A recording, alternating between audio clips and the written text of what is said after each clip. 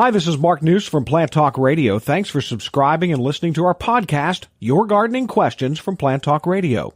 If you have a gardening question you'd like our host Fred Howard to answer, send him an email. The email address is fred@planttalkradio.com. Now for today's question. Well, here's a very pertinent question if we're talking about crabgrass. So this comes from Steve. And he says, we spend several months in the winter in Florida, and we won't be coming back to Ohio until around April 15th. Will that be too late to put down crabgrass control? No, it won't. Do it the day you get back. File your taxes, and then go ahead and do the crabgrass prevention. Now, typically, depending upon where you are in the state, if you're down towards the southern part of the state, you'd like to get it down by April 10th. As you move on up towards central Ohio, you know, April 20th or so, and then if you move on into the northern part of the state, certain areas, maybe even the last week of April.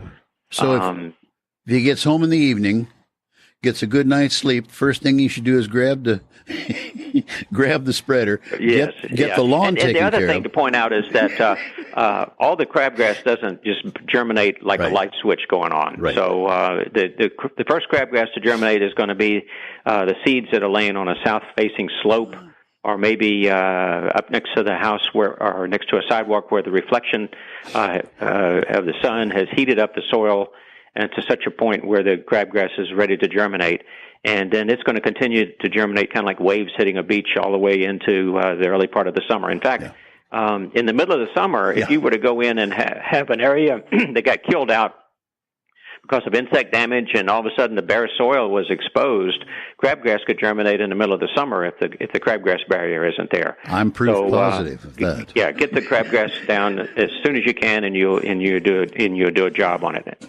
And that applies to lawn area beds also. The crabgrass will lay there, and as soon as the mulch settles down, as soon as we've had enough rain, get enough things scattered around, up comes that crabgrass, not in the lawn, but in your flower bed. Yes, absolutely. Been there and had that happen.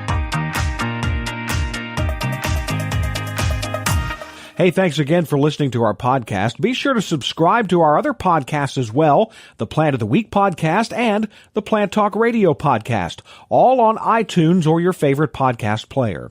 If you'd like to sponsor a daily podcast, contact us at fred@planttalkradio.com. To find out more about Fred Howard and Plant Talk Radio, visit our website, planttalkradio.com. Circle270media.com